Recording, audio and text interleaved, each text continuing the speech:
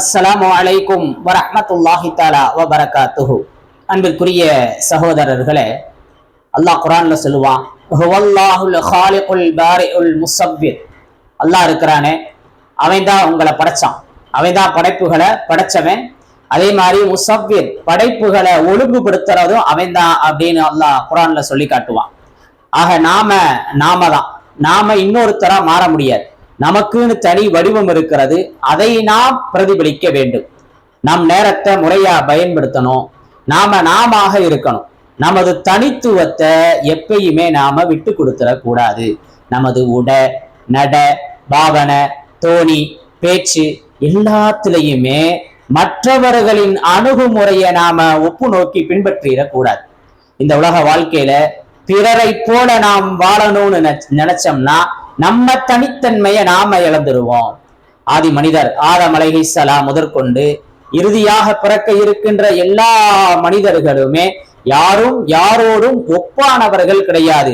உடலாலும் சரி, உருவத்தாலும் சரி, சுபாவத்தாலும் சரி, யாரும் இன்னொருத்தரை போல இருக்க போறது இல்லை. ஆக அன்பிற்குரியவர்களே, வரலாற்று பக்கங்கள்ல நம்ம பக்கம் தனி பக்கமா இருக்கிறோம், தன்னிகரில்லா பக்கமாகவும் இருக்கணும். நாமேதான் தலைகீழாக நின்னாலும் ஒரு போல நாம மாறிடக்கூடாது. நமக்கு இருக்கக்கூடிய ஒவ்வொருத்தருக்கும் தனித்தனி நிறம், மனம், சுவாபம் எல்லாம் இருக்கு. அது அல்லாஹ் கொடுத்த அழகு.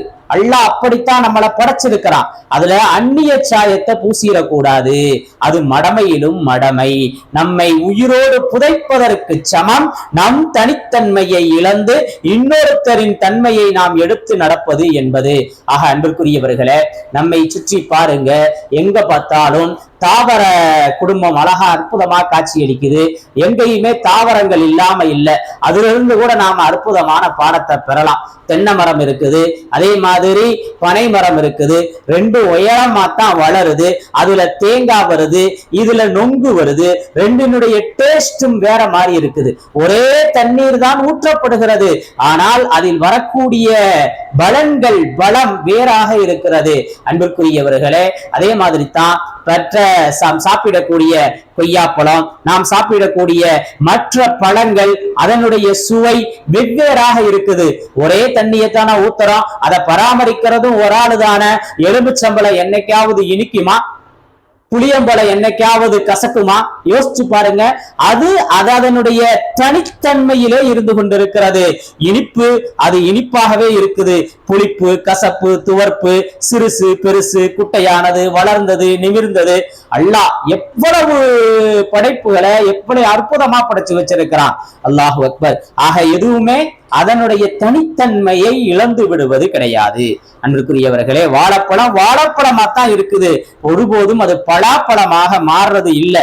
ஆக அன்பிற்குரியவர்களே, வாழைப்பழத்தின் மதிப்பு என்னன்னா, அது வாழைப்பழம் மாதிரி இருக்கிறோம். என்ன வாழைப்பழம், ஒரே சலசலன்னு, ஒரு சுவையும் இல்லை அப்படின்னு சொல்ல ஆரம்பிச்சிருவாங்க. ஆக அன்பிற்குரியவர்களே, இப்ப நமக்கு கொடுக்கப்பட்டிருக்கின்ற அல்லாஹ் நம்மை படைத்திருக்கின்ற நிறம், மொழி, வடிவம், சுபாவம், ஆற்றல், இது எல்லாமே அல்லாஹுடைய அத்தாட்சி.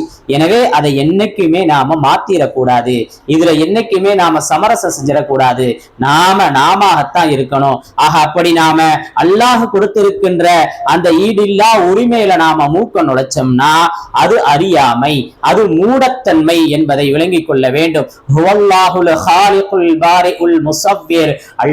படைப்புகளை படைச்சிருக்கிறான், அவன்தான் அதை ஒழுங்குபடுத்துகிறான்.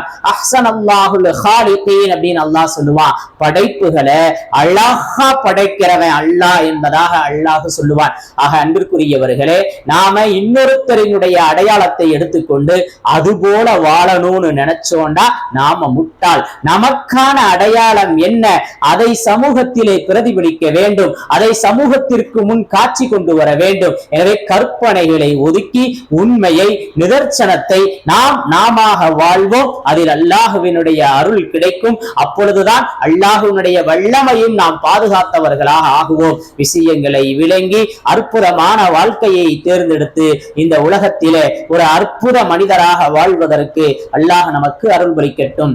அஸ்ஸலாமு அலைக்கும் வரஹ்மத்துல்லாஹி தஆலா வபரகாத்துஹு.